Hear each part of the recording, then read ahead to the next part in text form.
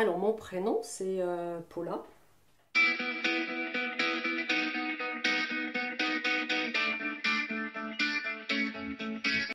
Ou Paola en prononciation portugaise. Comment je me décris? Comme quelqu'un de plutôt timide, réservé, joyeuse, très engagée dans tout ce que je fais. Tout ce que j'entreprends, je dois le réussir. Des fois, il faut que je mette beaucoup d'énergie là-dedans, mais je ne conçois pas l'échec, donc il faut que j'y arrive. Mais il y a beaucoup de satisfaction derrière, donc c'est ce qui est le plus important. Alors j'ai beaucoup de métiers en main en fait. J'ai commencé comme couturière, artisan couturière et vendeuse. J'ai enchaîné sur aide-soignante, que je suis toujours aujourd'hui à l'hôpital de Sète, en service de cardiologie. Et depuis presque 2 ans, je suis réflexologue plantaire. Et j'ajoute à ceci l'hypnose ericksonienne, qui me passionne énormément. Je vais dire que je me préserve. Je me préserve parce que la réalité de la vie, elle n'est pas très jolie des fois. Donc je me préserve et j'ai pas d'autre choix que de me préserver avec le métier que je fais. Parce que si je me préserve pas, je pense que je prendrai trop et si on prend trop, on s'effondre simplement. Non, si on s'effondre, ben je ne serai pas là pour aider les gens en fait. Donc ça serait vraiment un gros problème. Mais je me rends compte que j'absorbe pas mal. J'absorbe pas mal et je me préserve, mais au bout d'un moment, ben, la soupape éclate. Et quand elle éclate, ben, c'est pas très joli en fait. Mais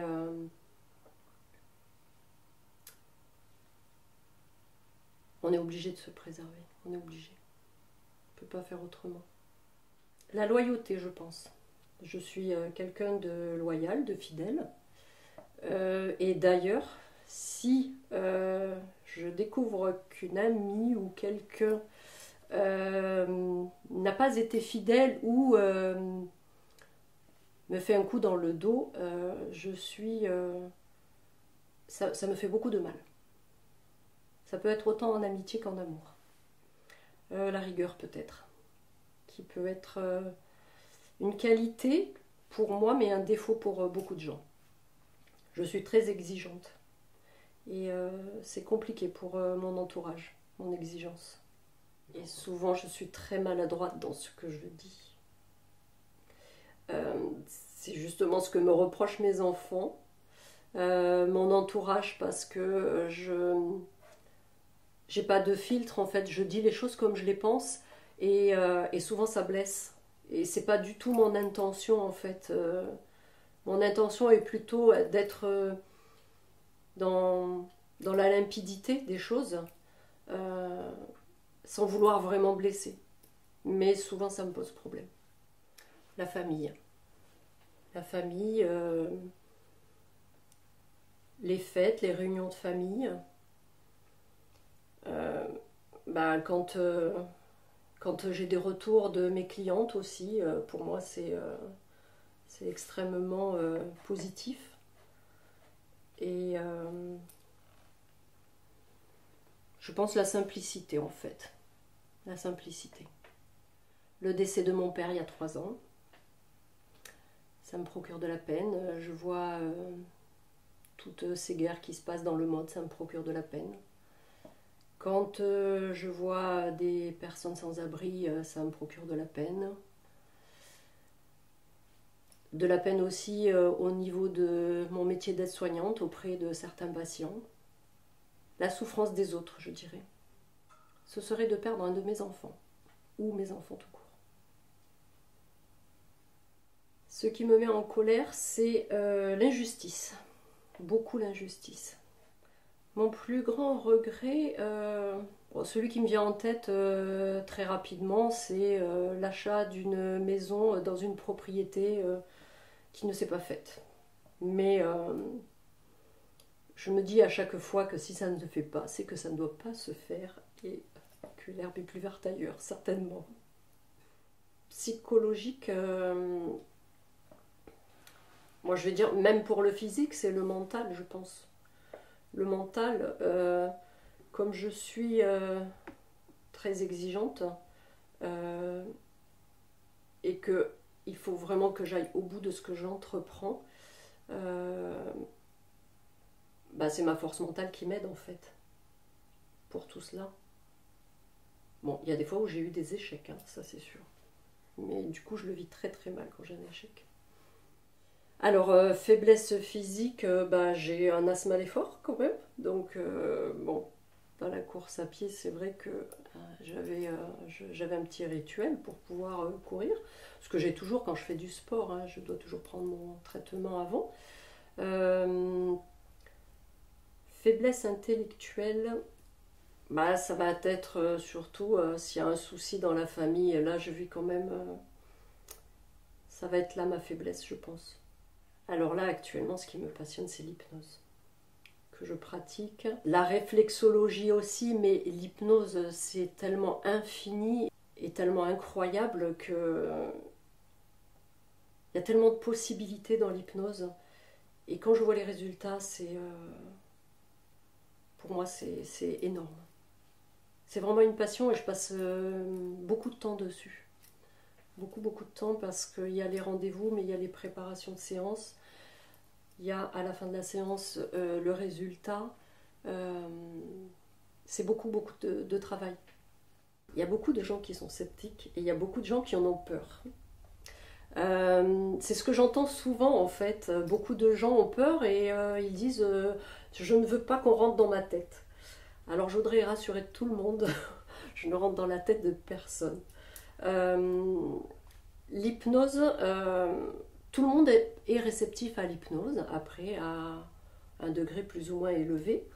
Euh, mais en fait, ce qui est très important dans l'hypnose, c'est la confiance qu'il y a entre la personne et le thérapeute. C'est ce qu'il y a de plus important pour pouvoir accéder en fait aux séances d'hypnose et à partir dans un état de conscience modifié. Il y a différentes formations d'hypnose. Il y a l'hypnose de spectacle, l'hypnose de rue. Il y a l'hypnose thérapeutique, celle que je pratique. Et là, il faut faire attention où on va se former parce que c'est vraiment très important. Il n'y a pas de réglementation dans ces médecines douces, tout comme la réflexologie aussi. Euh, la qualité de la formation est vraiment l'importance, en fait, par rapport à cette formation. Donc moi, je me suis dirigée vers une école qui est à Montpellier, hein, qui est certifiée Calliope. Il y a une particularité, l'hypnose ericksonienne, c'est tout est dans le langage en fait. C'est une façon de parler, on introduit certaines phrases. Euh, L'hypnose ericksonienne, ben, c'était Milton Erickson qui était psychiatre au début du siècle et qui a mis en place cette technique avec laquelle il avait beaucoup de réussite. Voilà, oui, c'est vraiment dans le langage en fait, introduire certaines choses. La réflexologie est quelque chose de passionnant aussi. Je dirais que c'est le côté plus mécanique du corps. C'est vraiment pour aider le corps à s'auto-immuniser par lui-même, hein. Le but est d'éviter des traitements. On ne remplace pas le médecin, hein. Il est certain qu'on n'est pas médecin, on ne remplace pas un traitement médical, mais on peut aider et accompagner en même temps que la médecine traditionnelle en fait. Pour moi, j'ai ces deux atouts, la réflexologie pour le corps et l'hypnose pour l'esprit. Et pour moi, j'allie les deux et ça fait une alliance qui est parfaite en fait. Ma passion, c'est les voyages, hein, forcément. Ah ouais, les voyages. Ça, c'est une passion, ouais. C'est une passion. Ah ben, je vais en randonnée. Je vois mes enfants. mes petites filles, parce que j'ai 3 petites filles quand même. Qu'est-ce que je fais? On a aussi, on aime beaucoup avec mon mari partir avec un van. Donc on essaye de partir de temps en temps quelques jours avec le van.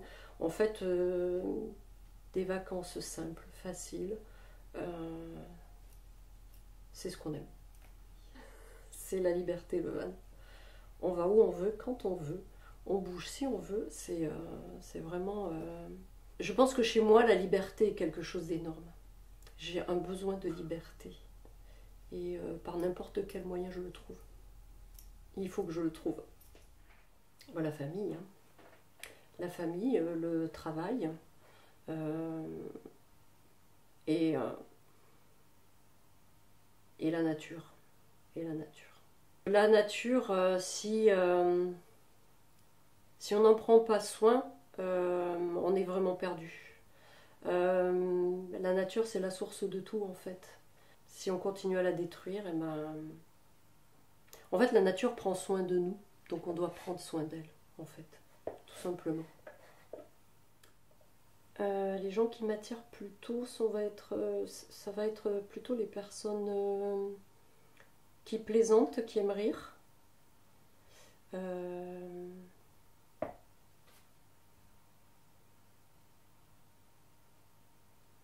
Il n'y a pas de genre particulier. Ça va être vraiment oui, la personne qui plaisante beaucoup. Bon, ceux que je vais apprécier, ça va être ceux qui sont sincères et qui n'ont pas de filtre. C'est les personnes que je vais apprécier le plus. Je suis pas très indulgente en fait. Je suis pas très indulgente. Je m'en rends compte. Hein.